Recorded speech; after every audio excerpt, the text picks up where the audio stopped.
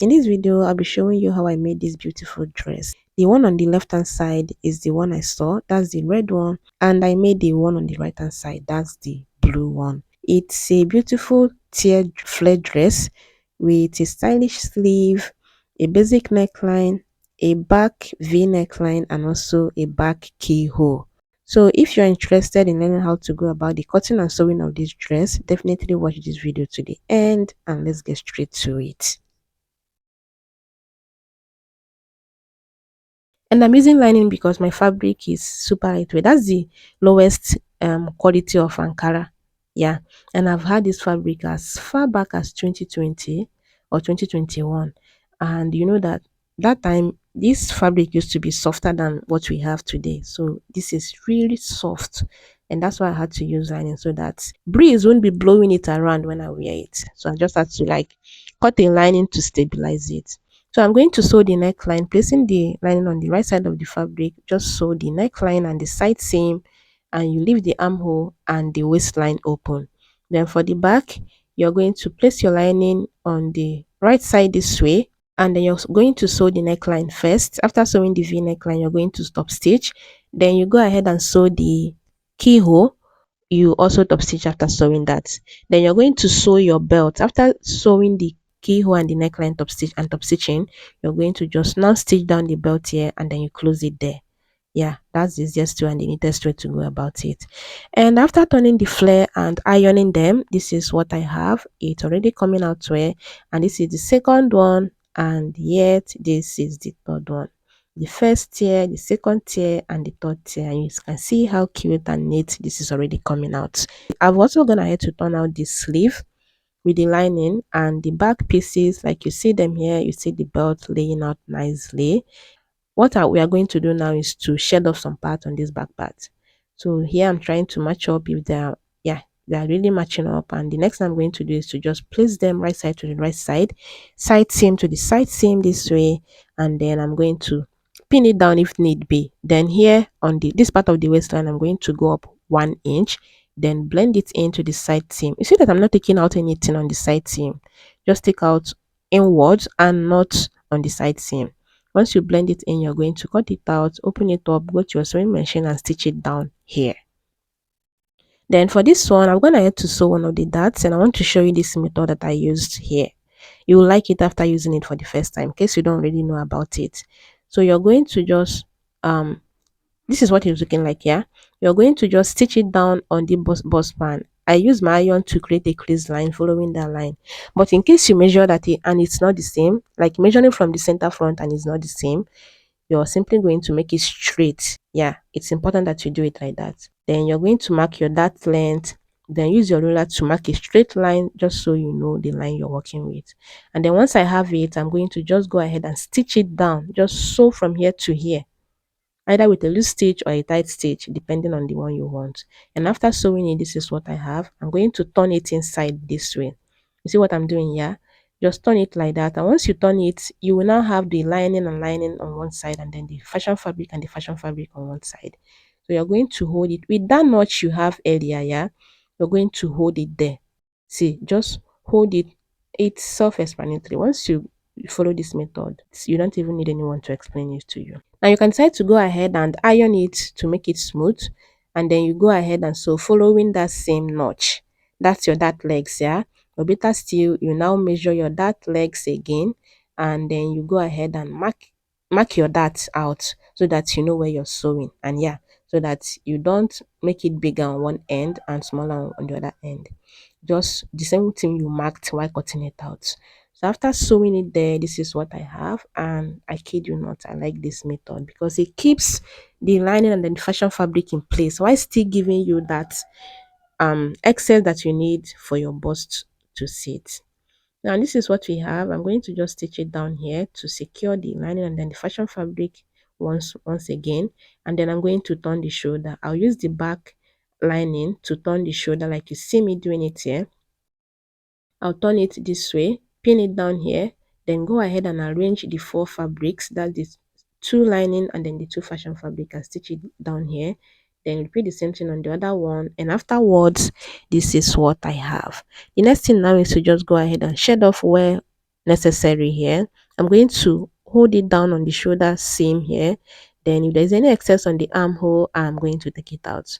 The best way to do it, since this is something that have a half length, is to just match it off on the waistline, match it up on the waistline. Then if there's any excess on the armhole, you shed it off instead of having the half length longer on the back or shorter on the front. Don't know if you understand. I'll repeat the same thing here, match it up from the waistline upwards, then shed off the excess on the armhole and trim the rest of the armhole. Then I'll take my neatly turned out sleeve and notch the midpoint. You don't have to cut out a lining for this if your fabric is thick enough and if you have enough fabric. Let's just say if you have enough fabric. But since I didn't have, I just wanted to add a little structure to it so that it won't be too small afterwards. So you're going to just go ahead and add your soft pleats since I'm managing my fabric. Otherwise, just go ahead and gather it, make sure it will go around your armhole and then you go ahead and sew it. But after sewing mine, this is what I have. And yeah, see how cute. I like this sleeve so much. It's so simple yet very stylish. So I'm going to do my final measurement, my bust measurement divided by 4, divided by 2. I'll mark it, then whatever it is I have left, I'm going to share it on both sides. The waist measurement divided by 2, I'll mark it, measure what I have from that point to the side seam, and divide that into 2 equal halves and mark it on both sides. I'll connect the bust measurement to the waist measurement and then go ahead and hold side seam to the side seam, go ahead and close with on the marked part. So after closing, this is what we have. I'll now go ahead and trim out the excess I have here on the waistline after stitching it down to hold the line and the fashion fabric. Then you're going to take it side seam to the side seam and notch the midpoint on the front. Then now for the tear, for the skirt, we are going to just stitch them together. Just hold them and stitch them together. And if any one of them is excess, you're going to just use the one that goes around your waist as a guide and pleat the excess on that one. Yeah, but they are supposed to be the same. One is not supposed to be longer than any of them. The radius of one is not supposed to be bigger than the other one. That's what I'm trying to say. Then I'm going to get the midpoint and measure to see that, yeah, it will go around my waistline, and here I even have extra for the zipper allowance. Now to join it to the top part, since I already have the midpoint, I'm going to match up the midpoint this way and pin it down like you see me do it here. This is very important. Go ahead and pin it down, and once you're done, you're going to sew like this. Don't pleat yet, make sure that it will give you what you're supposed to have. And to do that, since we use our bust span for the keyhole here, you're going to mark your 4 inches on the waist from the center back of the flare. Yeah, you come in 4 inches, then extra 1 inch, that is 5 inches for the zipper allowance, or better still half inch or 0.75 depending on the allowance you have on the skirt. Here I think I have about 0.75 for the zipper allowance, so I marked 4 inches first, then 0.75 for the zipper allowance. Then I'm going to just go ahead and join it from that point that I marked. Yeah, from that keyhole you're going to join it to the other part, and once you're done, you're going to knitting it like this. Follow that same joining allowance and knitting it. But in case you didn't turn the whole flare like I did with lining, and you just want to add a short flare on the waist, yeah, you're going to just use it, place it like this on the top part like the half length, and sew it. It will now go ahead and make it very neat on this point. But since I turn mine this way, what I'm going to do is to just use my liquid glue. I will apply it here like you see me do it here, then bring in my hemming gum, and because I'm trying to make this last a little longer, I'm going to double it this way, then cut off the excess here.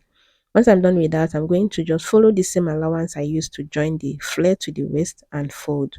And once I get to the center back, I'm going to go into about 1 inch this way instead of that same half inch.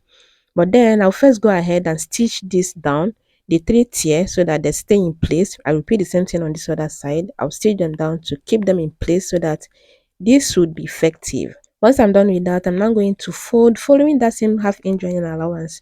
You're making sure that the hemming gum goes all in, and then you go on this center back, you go in 1 inch instead of half inch, or even 1.5, so that when you're done, it's not going to be looking pointy on your center back. That's the essence of taking it 1 inch instead of the half inch there. So afterwards, this is what my dress is looking like. I'm going to fold it like this, and then I'm going to measure from this waistline downwards to 6 inches or 5 inches. 6 or 5 inches for your zipper allowance, Then from that point, I'm going to sew it straight like this, fix my zipper on this other space that I have left here for the zipper. And after I was done, this is what my dress turned out to be. Yo, I kid you not, I love this dress so much, so much. It came out super nice and everyone loved it, and it's so easy to make.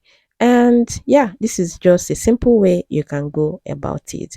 For the back, you're simply going to tie the belt. Just you can decide to minus 1 inch from your bust measurement or half inch, so that when you tie it, it's going to look a little snatch. But yeah, with that, we've come to the end of this tutorial. I hope you found it very helpful. If you did, let me know in the comments, and I'll be seeing you on my next one. Be good. Bye.